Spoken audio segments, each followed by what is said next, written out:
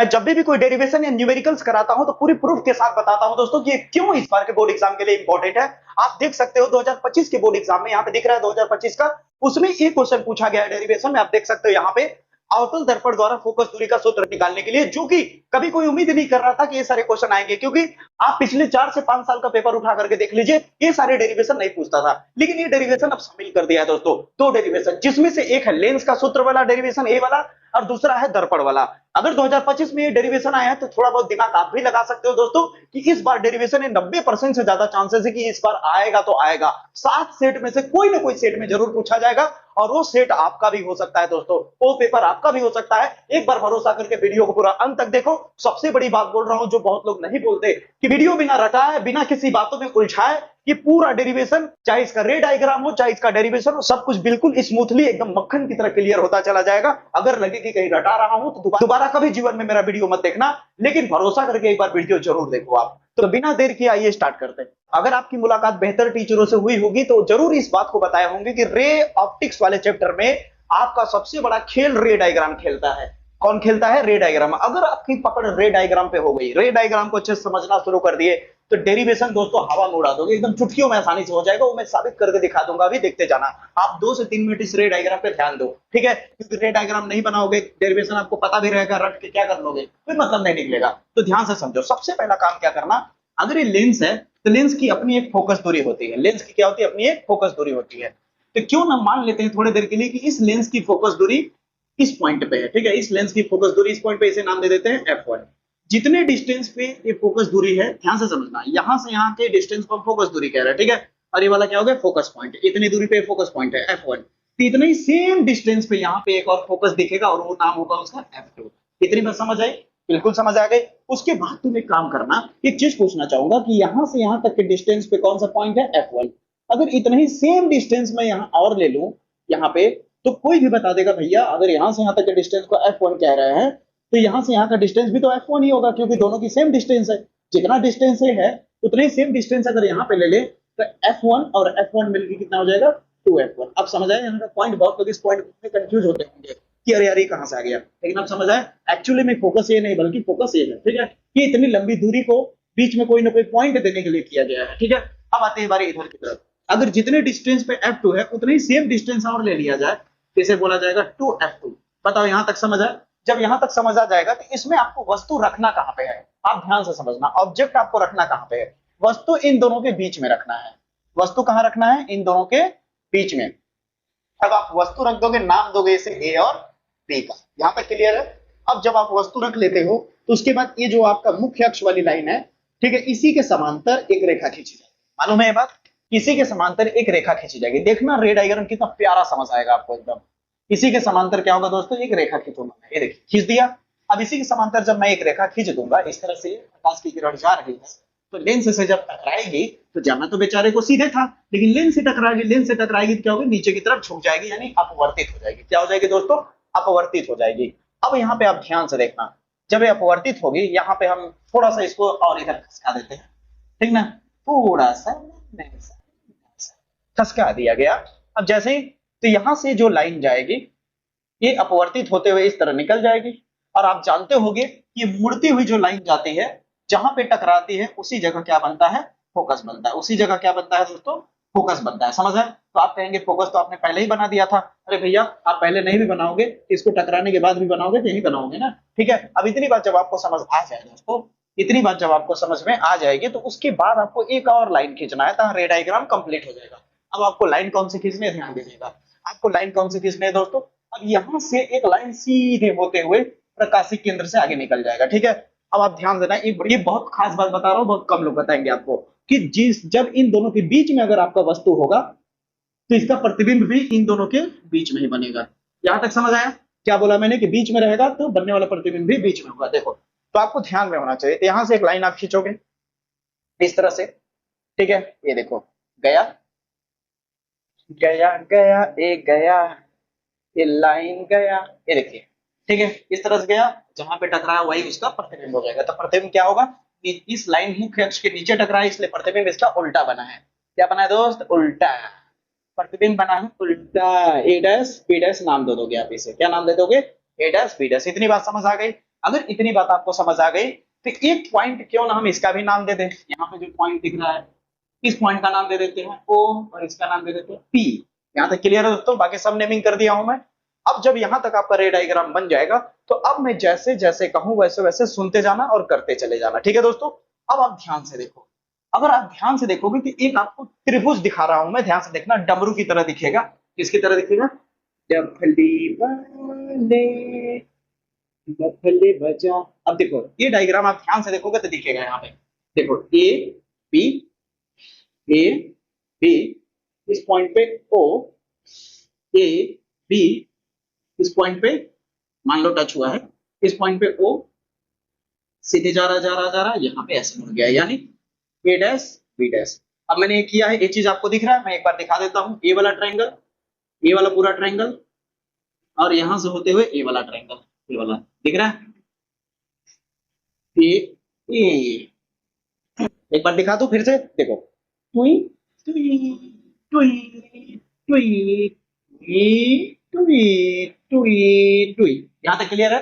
आपको दिख गया। अब आप 10th क्लास में आप जानते होंगे कि अगर दो त्रिभुज समकोण है, ये दोनों त्रिभुज क्या है आपस में? समकोण है। ये भी 90 डिग्री यहाँ है, यहाँ पे अगर इनका, यानी दोनों त्रिभुज क्या है? समकोण है। दोनों त्रिभुज क्या एक ही वैरायटी के हैं, तो क्या होगा? ये समरूप होंगे। समरूप का मतलब होता है सिमिलर होंगे, और जब ये समरूप होंगे, सिमिलर होंगे, कहने का मतलब कि अगर एक तरफ सर्कल है एक तरफ वर्ग है, क्या ये समरूप है? नहीं है। क्यों समरूप नहीं है? क्योंकि इसकी बिरादरी अलग है, इसकी बिरादरी अलग है। ये सर्कल वाले बिरादरी का है, ये वर्ग वाले बिरादरी का है। उसी तरह ये दोनों की बिरादरी सेम है, ये भी समकोण त्रिभुज वाला है, ये भी समकोण त्रिभुज वाला है, इसलिए समरूप होगा। जब समरूप होगा तो इसकी भुजाओं का अनुपात बराबर होगा।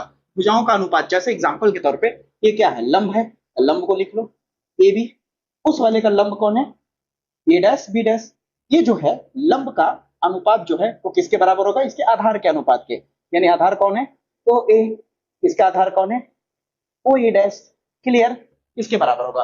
अब इसी को यहाँ पे स्टेटमेंट में लिख देना है। कैसे लिखना है ध्यान से समझना। ये क्या है? त्रिभुज, त्रिभुज ए बी ओ तथा त्रिभुज ओ ए डैश बी डैश परस्पर समरूप है, या कह लीजिए समरूप है। ठीक है, यहां तक क्लियर? अगर ये समरूप है तो इनके भुजाओं का अनुपात बराबर होगा, जैसे मैंने दिखा दिया। अब कैसे लिखना देखो, मैंने इस त्रिभुज को, ऊपर वाले त्रिभुज को पहले चॉइस किया है, और इसके ऊपर वाले त्रिभुज का लंब यूज किया है मैंने, ए बी, फिर बटे किया। अब इस नीचे वाले त्रिभुज का लंब इस्तेमाल किया है, ए डैश बी डैश। तो अब जब आधार लिखने की बारी आएगी तो गलती से पहले इसे मत लिख देना ऊपर में, क्योंकि इस त्रिभुज का इस्तेमाल किए हो पहले ऊपर में लिखने के लिए, बटे के ऊपर लिखने के लिए इस त्रिभुज का इस्तेमाल किए हो, तो आधार भी इसका इस्तेमाल होगा। तो ए ओ या ओ ए आगे पीछे कर सकते हो। बटे के ऊपर हो गया, अब नीचे कौन होगा? नीचे वाले त्रिभुज का ए हो गया ओ ए डैश, इसे कह दोगे समीकरण नंबर एक। अब बताओ यहां तक क्लियर हुआ? पक्की बात है? अगर यहां तक क्लियर हुआ तो इसी तरह का एक और डायग्राम दिखाता हूं आपको, देखना ना। फिर से डमरू बनाता हूं, यानी बोले तो डफली। ध्यान दीजिए, डफली डफली बचा जा जा जा जा जा जा। अब यहाँ पे देखो, ओ हो गया, पी हो गया, यहाँ पे क्या हो गया दोस्तों?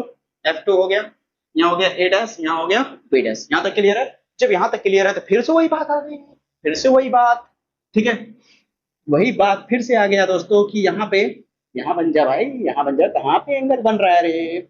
अभी दोनों एंगल 90 डिग्री पे है, ये दोनों समरूप हो जाएंगे, यानी बोले तो त्रिभुज ओ पी एफ टू तथा F2 ए डैश बी डैश भी समरूप होगा। ठीक है, यानी यह भी समरूप है।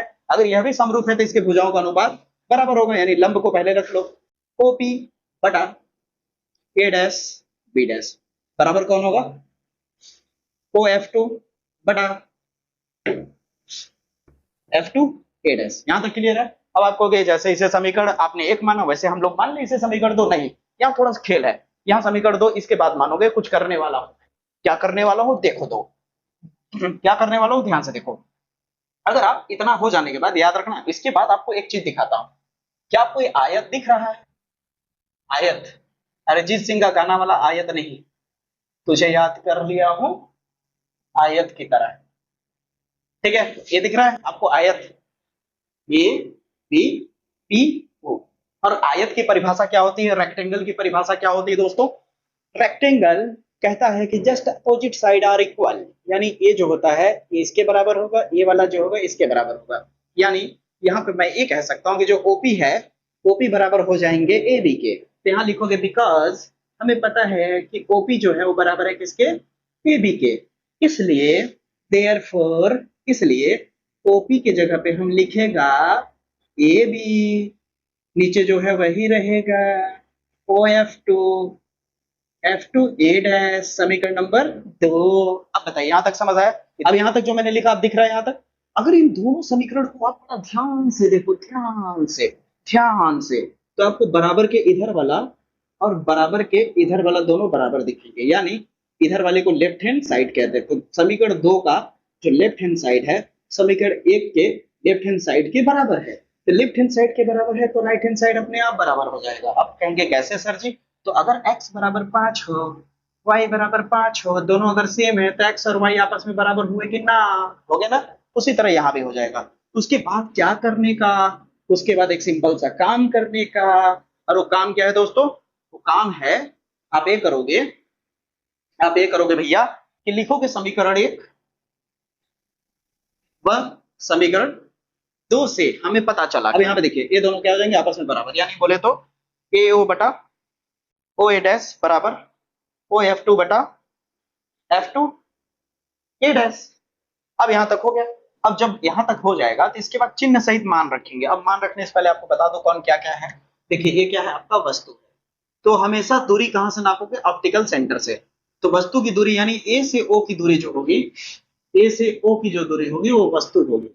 वस्तु इसके इधर जो भी मिलेगा वो निगेटिव होगा और इसके इधर जो भी मिलेगा वो पॉजिटिव होगा, याद रखना।